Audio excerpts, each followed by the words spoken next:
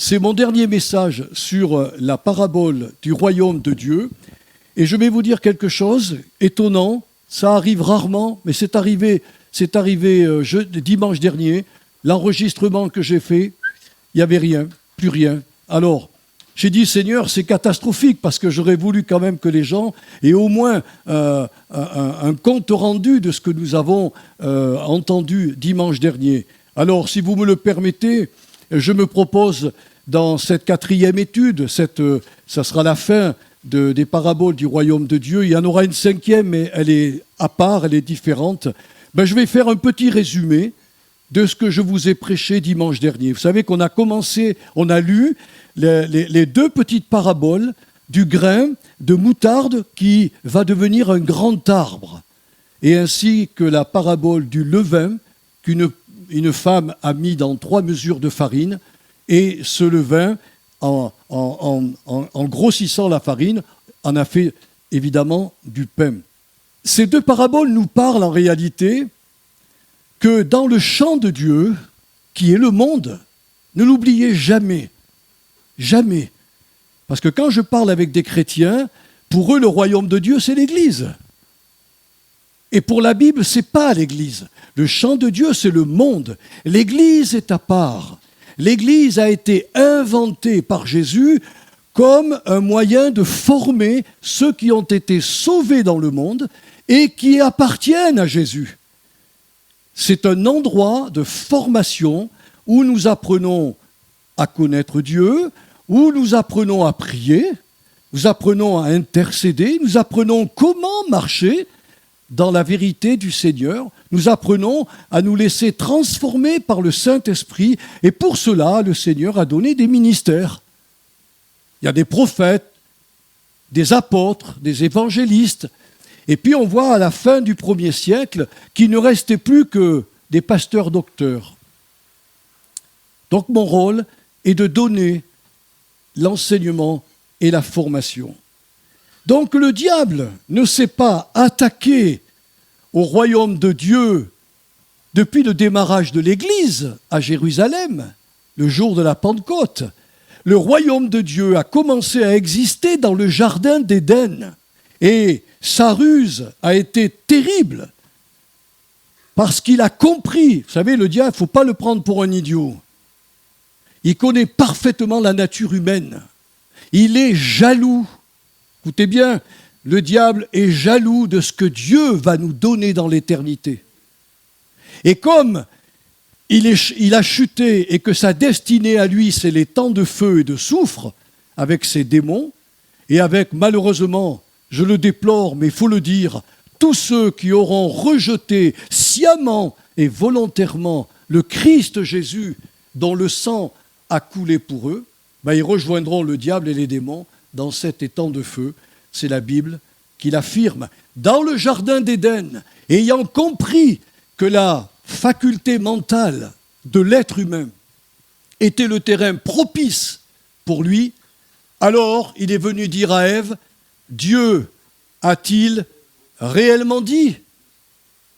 Il a introduit dans la faculté mentale d'Ève un horrible doute. En d'autres termes, il lui a dit, vous êtes vraiment certain que Dieu vous a dit ces choses? Dieu a-t-il réellement dit? Et vous connaissez la suite. La suite, c'est que nos premiers parents ont chuté.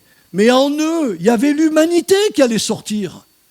Et à cause de leur péché, toute l'humanité est tombée dans le péché. Ils ont laissé la mort entrer dans l'humanité, la mort physique, parce qu'ils n'avaient pas besoin de mourir dans le jardin. Ils auraient obéi à Dieu, ils auraient été transformés progressivement, puis Dieu les aurait enlevés et amenés au paradis. Ça n'a pas été le cas. Non seulement la mort physique a touché leur corps, mais la mort spirituelle est venue et a touché leur esprit, vraiment, a touché leur esprit. Et ils ont chuté. Alors le diable a découvert très rapidement que c'était le terrain favori, les pensées des humains. Alors, il a commencé tout au long des siècles à corrompre les élites de tous les peuples. Oh, on le voit aujourd'hui plus facilement, mais tous les énarques, ce qu'on appelle les sages dans nos sociétés, tous les philosophes, tous les poètes, tous les écrivains, tous les scientifiques, tous les artistes, tous les politiciens et tous les gouvernants agissent en leur esprit comme le fait le levain. Il fait gonfler la pâte de ce monde qui est le temps de l'existence humaine, avec tout ce qui tourne autour de cette vie sans Dieu. Les gens marchent aujourd'hui droit vers l'enfer et ils ne le savent pas. Ils n'en ont aucune connaissance. C'est pour ça que nous, chrétiens, quand on a l'occasion d'aller leur parler, de parler à nos enfants, à notre famille, à nos amis, à nos contemporains, on le fait. On le fait à chaque fois qu'une occasion se présente, nous le faisons. Pourquoi ? Parce qu'on ne peut pas garder ce salut égoïstement pour nous. On veut le partager. Et je suis sûr que dans ce champ de Dieu, il y a, comme a dit le Seigneur, des semences divines et il y a des gens qui vont se lever et qui, malgré la séduction du diable sur l'ensemble de l'humanité, des âmes seront gagnées pour le Sauveur. Alors, cette perversion morale a continué parmi les humains et ça s'est, continué à toutes les générations issues d'Adam, puisqu'il est écrit que toutes les pensées de leur cœur se tournaient uniquement vers le mal, ce qui précipita le jugement divin par le déluge. Relisez la Genèse 6, du verset 1er jusqu'au verset 8. Et là, vous verrez qu'il n'y avait pas un cœur, qui était attentionné pour le bien. Les cœurs des hommes et des femmes, des enfants, étaient tournés vers le mal. L'Esprit de Dieu essayait de les convaincre, de leur dire de s'arrêter. Ils ne voulaient absolument pas écouter le Seigneur, ce qui a poussé Dieu à prendre une décision irrévocable, détruire la terre par le déluge. Ça a été l'œuvre de Satan, mes frères et sœurs. Dieu a regretté que l'humain qu'il avait fait ne puisse pas l'aimer et se tourner vers lui. On sait que le déluge a sauvé 8 personnes. Et la nouvelle humanité qui est sortie de Noé et de sa famille, c'est nous, actuellement, c'est nous. Mais le diable ne s'est pas laissé impressionner. Il a jeté son dévolu sur cette nouvelle humanité et il a incité les hommes et les femmes à mal vivre les uns avec les autres. Il a inventé quelque chose que nous trouvons aujourd'hui couramment. Vous pouvez le voir chez des gens à qui vous parlez, ou dans la société, ou sur les réseaux sociaux, ou à la télévision. Il a créé la duplicité, le faux semblant, l'hypocrisie. Mais il a aussi créé la diffamation, le mensonge, le chantage, l'extorsion, le vol, la tricherie, l'arnaque et la manipulation des plus faibles d'entre eux pour les blesser, les culpabiliser et les conduire parfois dans une dépression nerveuse terrible, ce qu'on appelle un burn-out, qui peut arriver jusqu'au suicide. Il est le père de la mort. Il n'a que la mort dans sa pensée et il cherche à tuer les êtres humains. Allez sur les réseaux sociaux, mais qui peut-on croire aujourd'hui ? Qui ? Quand vous dites « Oh, ce produit me va magnifiquement bien », vous l'achetez, on vous arnaque. Ça, c'est l'œuvre de Satan. Et plus on avance vers le retour de Jésus, plus on voit de nos yeux cette méchanceté, ces dégâts monstrueux que le mal peut produire. Alors, ce tableau sombre peut vous surprendre, mes frères et sœurs, mais il était déjà là au temps des apôtres, au point que Paul dira à ce jeune Timothée, qui était un serviteur de Dieu, « Dans les derniers jours, il y aura des temps difficiles. » C'était au 1er siècle. C'était à peu près dans l'an 60 ou 70. C'est écrit dans 2 Timothée 3, versets 1 à 9. Je suis allé chercher le mot difficile. Ce sont des temps violents et agressifs. Je me suis retrouvé un jour à un rond-point. Je m'apprêtais à prendre le rond-point et puis j'ai stoppé parce qu'il y a une moto qui est arrivée d'une manière folle. Le gars, il a tellement eu peur. Il s'arrête sur le côté, il a couru à ma voiture et il m'a tapé dessus. S'il avait pu, il m'aurait frappé. On vit dans un monde d'agressivité. Il y a des jeunes qui meurent à coups de pied parce que leur tête ne revient pas aux autres. Ou parce qu'on veut lui voler son portable. Enfin, ou parce qu'il est gentil. C'est incroyable. Le diable s'aperçut au fil des siècles que le besoin viscéral des humains était de croire en quelqu'un ou en quelque chose. Et ça, c'est Dieu qui l'a mis dans le cœur de l'être humain. Je ne peux pas vivre sans croire. Je ne peux pas manger mon repas le matin, à midi, si je n'ai pas la foi que les aliments que j'ai sous mon assiette ne vont pas me faire de mal. Alors on mange par la foi. Quand on se couche le soir, vous pensez que vous n'allez pas vous réveiller le lendemain? Non, on dort dans la foi. Nous utilisons la foi tous les jours. Quand on prend la voiture, je n'ai pas la seconde dans mon cœur qu'un accident va m'arriver. J'essaye d'être prudent. Mais parfois, il faut être doublement prudent sur la route, surtout sur les autoroutes. Nous vivons, nous marchons par la foi. Et le diable a vu que cette foi-là, qui guide les humains chaque jour au niveau de la nourriture, au niveau de plein de choses, ils avaient besoin aussi de croire en quelque chose, parce que leur avenir leur fait peur. Alors le diable, en voyant cela, eh bien, il offrit à notre humanité, et ces choses existent encore aujourd'hui, tout un arsenal de sciences ésotériques. Alors les gens ne savent pas très bien ce que c'est, que les sciences ésotériques, ça comprend l'occultisme. Vous savez, la science qui nous dit que ce qui est caché, on peut le découvrir. L'astrologie, la divination, la magie, la blanche et la noire. La blanche, elle fait du bien, la noire, elle fait du mal. L'alchimie, la numérologie, le spiritisme, etc. On pourrait prolonger. Il leur proposa aussi des sectes, des religions empreintes de philosophie et d'idéologie. C'est ainsi qu'est né le bouddhisme.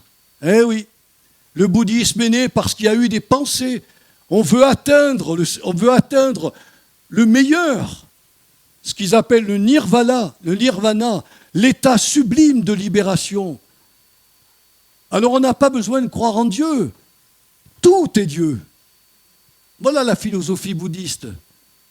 L'hindouisme, qui, elle, se prosterne devant des millions de dieux. Si je ne me trompe pas, j'ai lu un article il y a quelque temps où il était dit que les hindouistes adoraient 300 millions de dieux. Près de nous, des mouvements religieux ayant l'apparence chrétienne ont été suscités par notre ennemi et l'ennemi de Dieu pour contrecarrer la chrétienté. C'est pourquoi est née l'Église des témoins de Jéhovah, oui, qui nie la Trinité, enseignant que Jésus est un être créé au même titre que les anges. L'apôtre Jean a été très clair. Si quelqu'un nie que Jésus-Christ est Dieu, il n'a ni le Père ni le Fils, et il n'est pas dans le salut. Ça ressemble à la chrétienté. Ça parle comme la chrétienté. Ça lit la Bible comme la chrétienté. Mais ce n'est pas la chrétienté. Ce n'est pas le message de l'Évangile. Ce n'est pas la croix où Dieu s'est fait homme et il a payé notre dette. Ça n'existe pas. Oh, il nie pas que Jésus soit un être très puissant, mais il nie qu'il soit Dieu. Et en cela, la Bible nous dit, ces gens-là sont empreints de l'esprit de l'Antichrist. C'est clair. Et puis, il a continué son œuvre parce qu'il faut des courants un petit peu partout. L'église mormone est née. Alors eux, ils s'appellent les saints des derniers jours. Ni plus ni moins. Eux, ils ajoutent aux écrits apostoliques leur propre révélation, s'écartant ainsi de la vraie foi biblique. Il y a la science chrétienne qui enseigne une compréhension particulière de la maladie, de la guérison et de la réalité spirituelle. Et puis nous avons, depuis quelques années, les mouvements de la pensée positive qui enseignent que les êtres humains, et entre autres, aujourd'hui, c'est dans l'Église, c'est dans les librairies chrétiennes qu'un chrétien peut créer sa propre réalité de bonheur, de prospérité et de santé. Il te suffit de croire dans ta pensée que tu vas être guéri, de créer ton atmosphère de guérison et tu seras guéri. Ça sort tout droit du royaume des ténèbres. Tout droit. Jésus n'a jamais prononcé qu'il nous faut une pensée positive pour être sauvé. Il nous faut la foi, tout simplement. Et la foi, ce n'est pas la pensée positive. La foi, c'est croire ce que Dieu nous dit au travers de son Fils. Dès les premiers siècles et jusqu'au XIe siècle, vous savez que l'Église, qui était une belle Église et qui a toujours le même nom aujourd'hui, on l'appelle l'Église catholique, parce que catholique veut dire universel. Eh bien, à Rome, cette Église, elle a été louée pour la foi qu'elle avait. Quand l'apôtre Paul leur écrit la lettre aux Romains, il va les louer leur foi parce qu'elle est connue dans le monde entier, enfin le monde entier de l'époque. Eh bien, le diable a fait lever des mystiques religieux pendant ces 11 siècles. Des gens qui, soi-disant, touchaient le ciel. Et ils ont eu des visions, ils ont eu des révélations qui troublèrent de nombreux chrétiens habitant à Rome. On a dit que l'apôtre Pierre, dans la Bible, l'apôtre Pierre, on ne voit nullement qu'il ait été à Rome. Et pourtant, quand les papes sont élus, ils sont élus selon le ministère de l'apôtre Pierre, qui était le premier évêque de Rome. La Bible se tait là-dessus. Elle ne dit pas que c'est vrai. Alors je ne vous raconte pas toutes les erreurs et toutes les visions et tout ce qu'ils ont dit. Je vous ai simplement dit le dimanche dernier qu'il y a quand même une erreur que vous devez savoir. Elle a été inventée. Un dogme a été inventé en 1952 ou 56, enfin c'est dans ces années-là, que Marie est sortie du tombeau, qu'elle s'est élevée et qu'elle est rentrée dans la gloire. La Bible ne parle pas de ça. La Bible nous dit que Marie a été une chrétienne formidable, un exemple de foi et une chrétienne formidable dans l'église de Jérusalem. Et quand elle prononce son Magnificat, elle dira « Je loue mon Dieu qui est mon sauveur ». Donc Marie n'est pas l'Immaculée Conception puisqu'elle a eu besoin d'un sauveur. Mais vous voyez, on cache ça aux chrétiens. Ils ne lisent pas la Bible, ils ne savent pas, donc on accepte tout ce que les gens nous disent. C'est une des doctrines terribles, terribles. Et aujourd'hui, nous avons sur les réseaux sociaux de nouveaux visionnaires, prétextant avoir reçu des révélations extra-bibliques sur la fin des temps et sur la manière de conduire les églises, séduisant de nombreux croyants pour en faire leur proie. Mais ce que beaucoup de chrétiens ignorent, et là c'est la quatrième partie, vous voyez, je vais assez vite pour ne pas prendre trop de temps ce matin, mais c'est très important ce que nous allons lire tout à l'heure.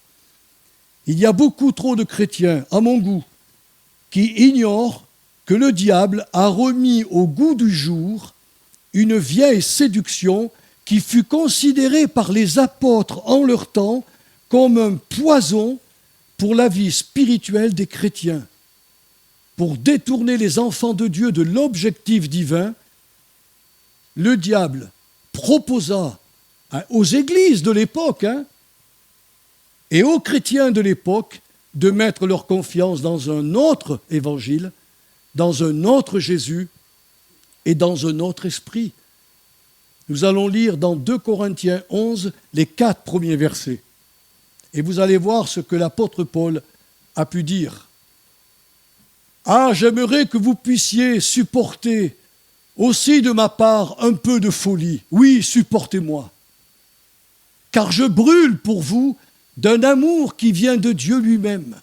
Je vous ai en effet, c'est beau ce qu'il dit, je vous ai en effet fiancé à un seul époux pour vous présenter à Christ comme une vierge pure. Or, j'ai bien peur que vous laissiez votre esprit, voyez, se corrompre, toujours le terrain des pensées, toujours, et se détourner de votre attachement sincère et pur à Christ, comme Ève s'est laissée séduire par le mensonge tortueux du serpent. Si quelqu'un vient vous annoncer, alors vous l'aviez lu ça? Un autre Jésus. Ah, il y a un autre Jésus que celui que nous vous avons prêché, vous le supportez fort bien. Vous supportez bien aussi de recevoir un autre esprit que celui que vous avez reçu, ou un autre évangile que celui que vous avez accepté. On ne va pas lire le deuxième passage qui se trouve dans les Galates. Dans les Galates, au chapitre 3, vous le lirez si vous voulez bien comprendre ce que je vous dis. Mais quand vous prenez ce texte des Corinthiens et de la lettre aux Galates, je comprends pourquoi l'apôtre Paul fut si virulent envers les Galates qui eux-mêmes s'étaient laissés séduire par un faux Jésus, par un faux évangile et par un autre esprit que l'Esprit Saint. Voilà ce qu'il va leur dire. Qui donc vous a fasciné? Littéralement, le mot grec signifie qui donc vous a ensorcelé ou jeté un sort. Galates 3, versets 1 à 5. Le mot fasciné est tiré du langage de la sorcellerie et sous-entend que ces faux enseignants, qui étaient bien sûr à l'époque des Juifs, étaient en réalité des sorciers de la parole. Vous m'entendez, mes frères et sœurs? Ils étaient ici sur la chair. Les chrétiens pensaient avoir des serviteurs de Dieu loin de l'Esprit Saint, et en fin de compte, ils entendaient de leur bouche des sorciers leur dire qu'il fallait ajouter, écoutez bien, ajouter au sang de Jésus versé à la croix, à cet évangile de grâce qui a été payé au prix du sang de Jésus, quelques œuvres de la loi, c'est-à-dire de la Torah, comme le sabbat, la circoncision ou quelques fêtes juives. Pour les apôtres de l'époque, cet évangile est un faux évangile qui doit être rejeté comme anathème. Et anathème, c'est un mot très fort dans le texte grec, ça veut dire voué à la destruction. Moi, je vous l'ai raconté, quand j'étais dans la pensée positive, j'avais un autre évangile. Et cet évangile-là, je l'ai détruit. Je l'ai déchiré. Je n'ai pas voulu le jeter comme ça. C'était des bouquins, j'en avais au moins 7. Je n'ai pas voulu donner ces livres à quelqu'un d'autre. Je les ai tous déchirés quand Dieu m'a éclairé. J'étais tombé dans un faux évangile. Et évidemment, le Jésus que je priais, ce n'était pas le Jésus que priait ma femme. Parce qu'elle, quand elle a prié le vrai Jésus, ce vrai Jésus est venu me libérer. Et j'ai été totalement affranchi. Oui, cet évangile-là est un faux évangile. Et il est voué à la destruction. Voilà ce qu'a dit Paul aux Galates, chapitre 1, verset 6 au verset 10. Si quelqu'un vous annonce un évangile différent de celui que vous avez reçu, qu'il soit anathème, c'est-à-dire voué à la destruction. De nos jours, les nouveaux sorciers de la parole cherchent à détourner les chrétiens au moins de 2 façons. J'ai bourlingué, j'ai lu beaucoup, je suis allé dans des églises totalement différentes, des mouvements différents, j'ai entendu et j'ai vu. Soit ils leur prêchent un évangile libéral, affirmant que puisqu'ils sont libres en Jésus-Christ, ils peuvent faire ce qu'ils veulent et quand ils le veulent, sans craindre le jugement de Dieu. Aujourd'hui, on vous prêche ça, mes bien-aimés.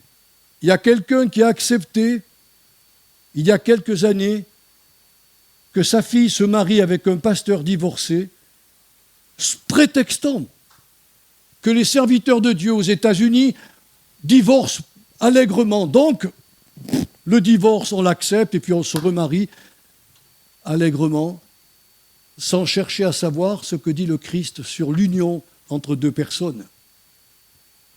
Ça peut arriver qu'il y ait des divisions, même chez les chrétiens. Ça peut arriver que des chrétiens soient forcés de divorcer pour des raisons de violence, de drogue ou de déviation sexuelle.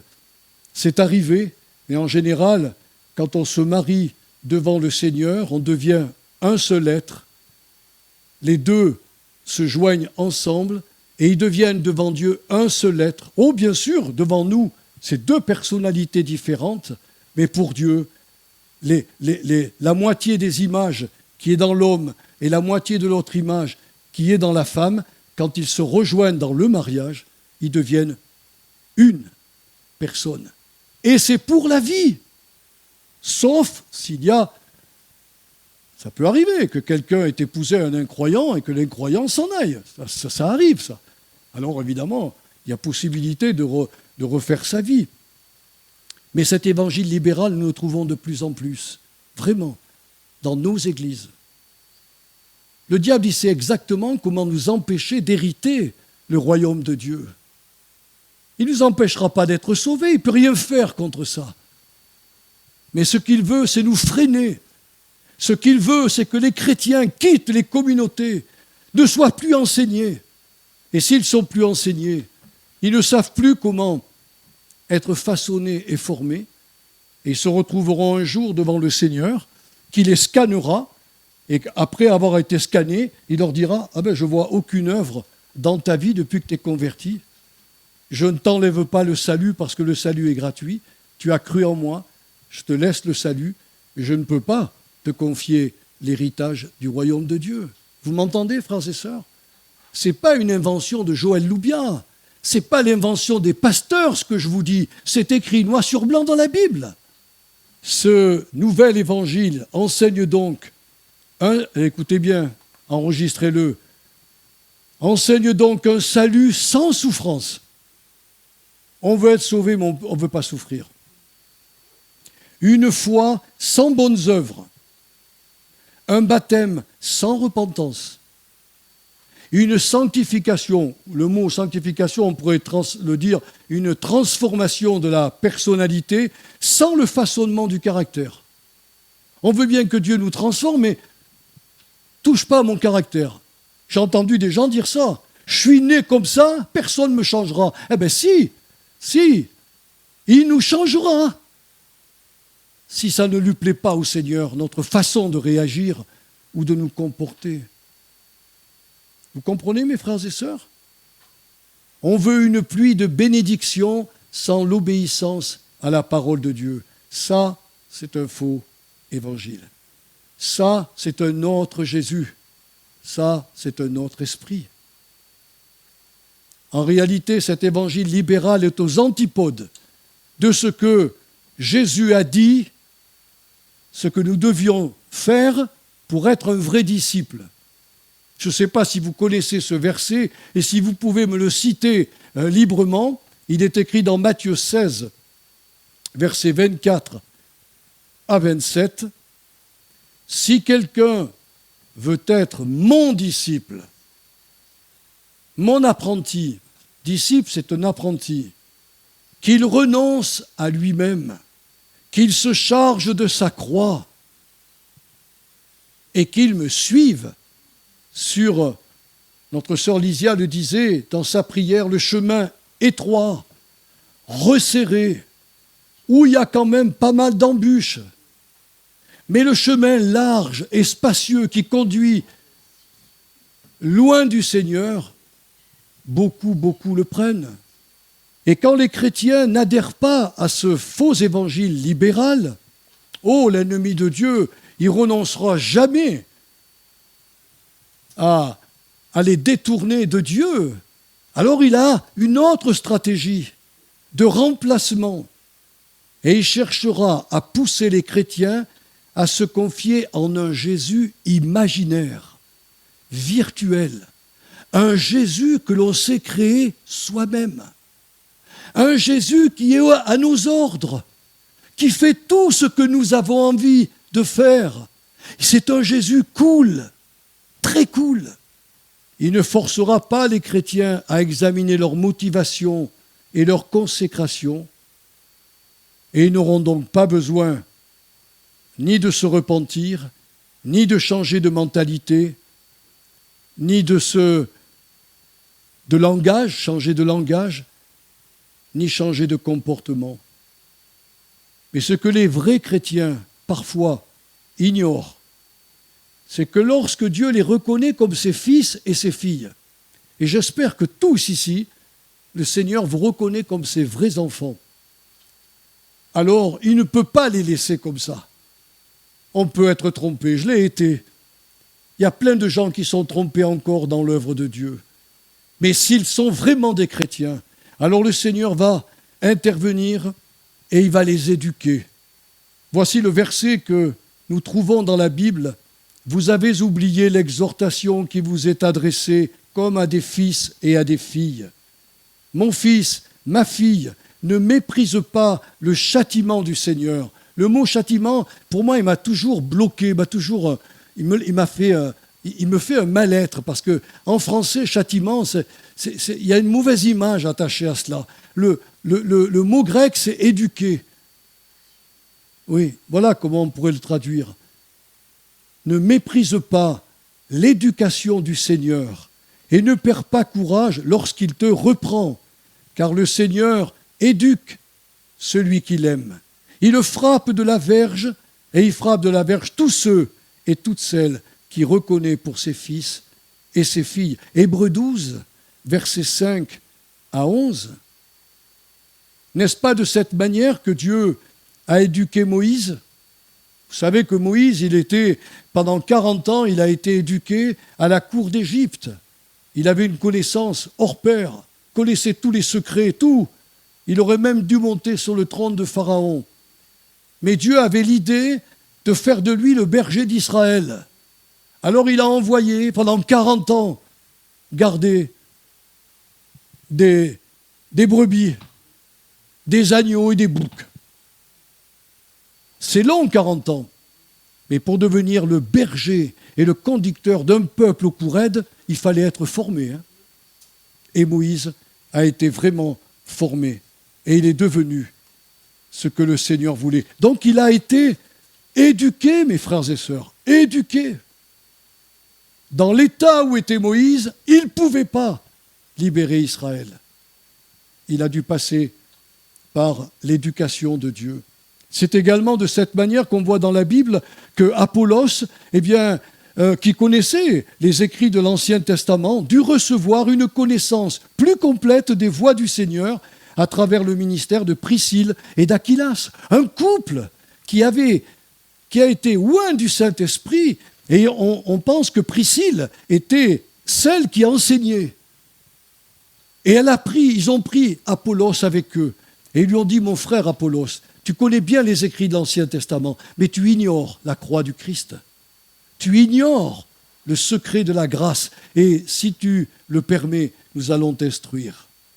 Et Apollos, dans son humilité, a accepté l'éducation.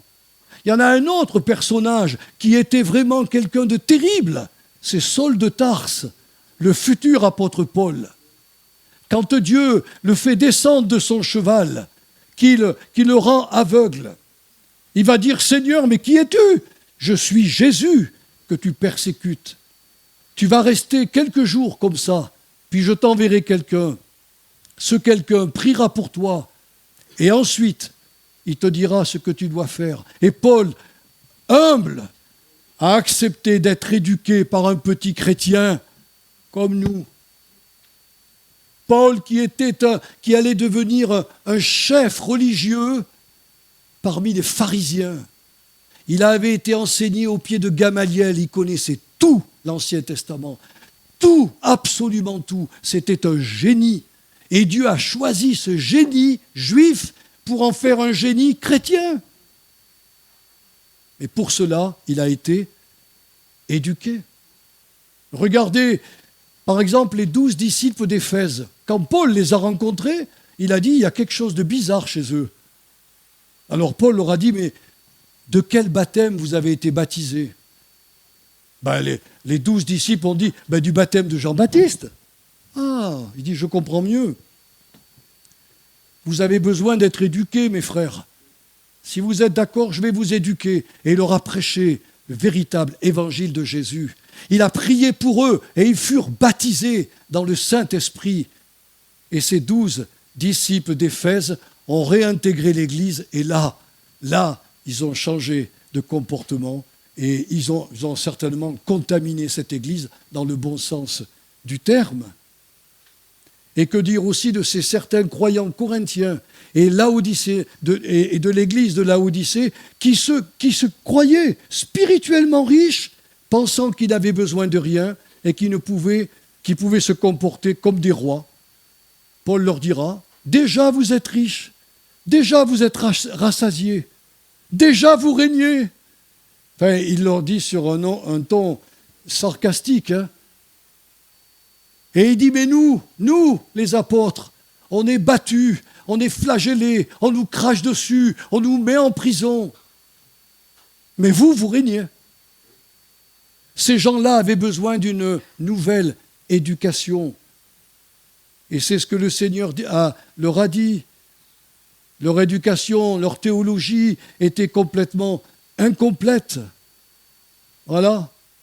Le Seigneur les voyait comme étant misérables, malheureux, pauvres, aveugles et nus. Eux aussi avaient besoin d'être éduqués dans les voies du Seigneur pour devenir des chrétiens matures. Alors je termine mon message avec cette question qui revient souvent dans le cœur des chrétiens lorsqu'ils m'entendent prêcher sur ça. Comment puis-je reconnaître le Jésus virtuel du vrai Jésus de la Bible? La réponse est simple. Le Jésus imaginaire ou virtuel est à mes ordres. C'est moi qui établis mon programme de réunion. C'est moi qui établis ma théologie. C'est moi qui définis comment je vais vivre ma vie chrétienne.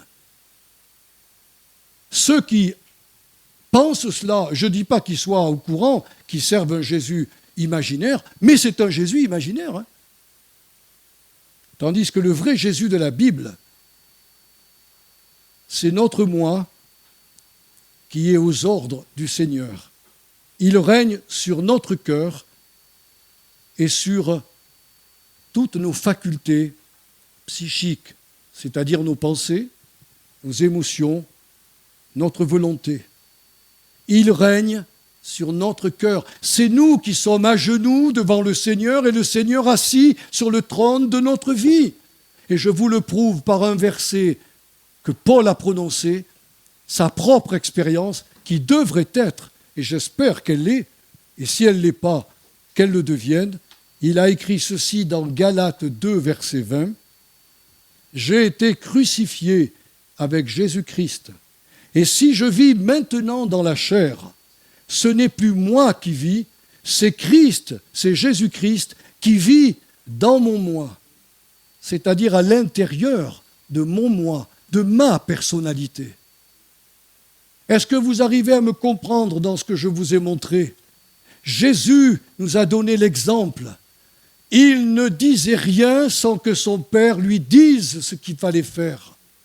Il ne faisait rien, ni aucun miracle, sans que son Père lui dise « Vas-y ». Jésus est le disciple parfait, comme on l'a lu tout à l'heure, que pour le vrai disciple, ça consiste à se renier lui-même, voilà, qui renonce à lui-même. Si vous voulez vraiment marcher avec Jésus, alors il faudra laisser de côté votre moi égoïste, votre moi indépendant. C'est la Bible qui le dit. Et c'est facile, hein? Croyez-moi, c'est beaucoup plus facile que vous l'imaginez. C'est de dire, Seigneur, je ne veux plus marcher comme je marchais avant selon la vanité de mes pensées et de mes désirs. Père, je m'apprête à faire cela. Est-ce que c'est bon? Est-ce que tu approuves? C'est ça qu'il faut qu'on demande au Seigneur. Alors ça s'apprend, mes frères et sœurs. Ça s'apprend. On a toute une vie pour apprendre cette marche, nous. Alors que Jésus avait une vie très courte.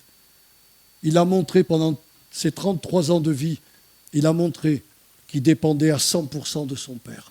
Et s'il est notre exemple, marchons dans ses traces. Prenons notre croix. Le fardeau de Jésus, il est doux et léger. Il n'est pas fatigant. Le seul problème, c'est que l'être humain n'a pas envie de suivre le Seigneur. Mais c'est l'éducation, c'est la formation. Pourquoi? Parce qu'au bout, c'est tout le meilleur qu'il va nous donner. C'est la participation avec lui dans son royaume. Et le mot royaume en grec veut dire aussi règne. Si j'hérite le royaume, j'hérite le règne avec lui. Mais si j'évite l'éducation que je reçois dans nos églises, le Seigneur ne m'enlèvera jamais son salut. Il m'aime trop et il respecte ce qu'il m'a donné. Mais il veut nous donner plus, la gloire avec son Fils et le règne avec son Fils. Vous comprenez pourquoi notre ennemi cherche de toutes les manières à nous faire connaître un autre Jésus, un autre évangile, un autre esprit. Quand j'ouvre la Bible, je suis saisi. Je ne sais pas comment ça vous fait, hein, vous qui lisez assez fidèlement la Bible. Quand je l'ouvre, d'ailleurs avec mon épouse, on en parle des fois le matin avant de prier, elle me dit, j'ai été émerveillé par le Seigneur de ce qu'il m'a dit. Mais de mon côté, c'est la même chose. Seigneur, j'ouvre la Bible, il me parle. Pourquoi? Parce que j'ai accepté de ne pas faire ma volonté, mais la sienne. Alors ça ne veut pas dire qu'on n'a plus de volonté, on n'a plus de désir, on n'a plus de projet. C'est pas ça. Le péché, c'est vivre dans l'indépendance et dans l'égoïsme. Ou si vous préférez, dans l'indépendance et l'idolâtrie de soi. C'est ça le péché. Et quand il nous pardonne nos péchés, il veut détruire cette puissance qui est toujours en nous. Et qui me pousse à dire, oh mais moi, l'éducation, arrête, j'ai des bouquins, j'ai la Bible, j'ai pas besoin de pasteur, j'ai pas besoin d'église. On a entendu des dizaines de fois, des centaines de fois, de la bouche de chrétiens qui ont dit ça. Non, l'église n'est pas une anomalie. Dans le monde, dans le champ de Dieu, on a été convertis. Dieu nous a enlevés de ce monde, nous a placés dans une église pour que nous soyons éduqués, formés, enseignés, pour un jour régner avec lui. Voilà ce que je voulais vous dire sur les paraboles du royaume de Dieu. C'est extraordinaire, mais c'est la réalité. Aujourd'hui, le diable pousse les chrétiens à servir un Jésus imaginaire, façonné à leur image, soumis à leurs désirs, à leurs projets, tandis que le vrai Jésus de la Bible, il nous donne son Esprit Saint et il règne en nous. Et on lui dit, Seigneur, qu'est-ce que je peux faire là? Ben écoute, mon cher enfant, ça serait bien que tu te repentes. C'est pas bien ce que tu as fait. C'est pas bien comment tu t'es comporté. Et alors, comme le Seigneur règne sur notre cœur, on lui dit, oui Seigneur, je passe à l'action, je règle ce problème. C'est ça la marche par l'Esprit. C'est ça la marche dans la lumière, comme a écrit l'apôtre Jean. Et je souhaite que toutes les églises locales, que tous les chrétiens, les véritables chrétiens du monde entier, comprennent que notre ennemi ne veut pas que nous servions Jésus. Il fera tout pour nous détourner de son plan et de son projet extraordinaire. Comme je l'ai toujours dit, il y a le Père dans le ciel il y a le Fils, il y a le Saint-Esprit, et il y aura l'épouse avec le Christ. C'est un mystère que je ne peux pas vous expliquer. Mon cerveau n'en a pas la capacité. Mais Paul l'a dit, c'est un mystère quand il parlait du mariage d'un homme et une femme qui deviennent un. Il dit, je dis cela par rapport à Christ et à l'Église. C'est un grand mystère. Mais on sera un avec Jésus-Christ dans son règne, et il sera toujours le premier, mais on sera semblable à lui dans tous les domaines. Que Dieu vous bénisse. Seigneur notre Père, je te remercie de ce que j'ai pu, en un seul message, faire le 3e et le 4e. Bien sûr, je ne me suis pas étendu, mais je pense que c'était nécessaire de le faire. Que mes sœurs et mes frères soient bénis, ici comme en Afrique. Seigneur, touche tous nos bien-aimés qui écouteront ce message. Et ils pourront aller voir si dans l'Écriture c'est vrai. Et ils verront que l'apôtre Paul leur a dit, oui, il y a des sorciers de la parole qui aujourd'hui montent de plus en plus sur la chaire des églises ou dans les écoles de théologie, et ils enseignent un faux évangile. Aide-nous à le détecter, Seigneur, et aide-nous à ne pas se laisser tromper par l'ennemi et même de se créer nous-mêmes un Jésus imaginaire. Aide-nous, Seigneur. Nous voulons servir le vrai Jésus de la Bible. Nous voulons nous renier nous-mêmes, prendre notre croix et te suivre, Jésus. C'est un programme pas facile, je l'avoue, mais par ton Esprit Saint, tu nous aideras, tu nous éduqueras, tu nous façonneras et tu nous amèneras jusque dans le ciel pour régner avec toi. Que ton nom, Seigneur Jésus, que ton nom, notre Père, et que ton nom, Esprit de grâce et de vérité, soit béni ce matin. Oh oui, soyez bénis dans le nom du Seigneur Jésus. Amen.